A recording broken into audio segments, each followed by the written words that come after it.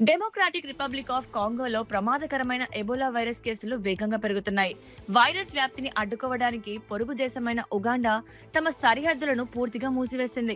Israel ప్రధాని Benjamin Netanyahu Gaza strip లో 70% ప్రాంతాన్ని తమ ఆధీనంలోకి తీసుకోవాలని సైన్యాన్ని ఆదేశించారు.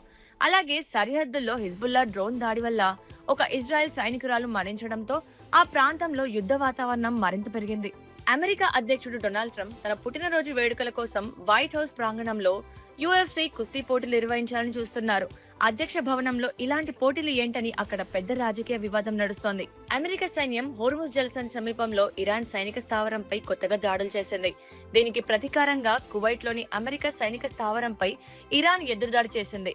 ఈ రెండు దేశాల మధ్య ఇంకా ఎలాంటి శాంతి ఒప్పందం కుదరలేదని అమెరికా అధ్యక్షుడు డొనాల్డ్ ట్రంప్ స్పష్టం చేశారు. ప్రముఖ చైనా ఈ కామర్స్ సంస్థ టెమోపై యూరోపియన్ యూనియన్ 200 మిలియన్ యూరోల భారీ జరిమానా విధించింది. పిల్లలకు ప్రమాదకరమైన బొమ్మలు, పాడైపోయిన ఛార్జర్లను విక్రయించినందుకు గాను ఈ చర్యలు తీసుకున్నారు. మరిన్ని అప్డేట్స్ కోసం మా ఛానల్ ని ఫాలో అవ్వండి.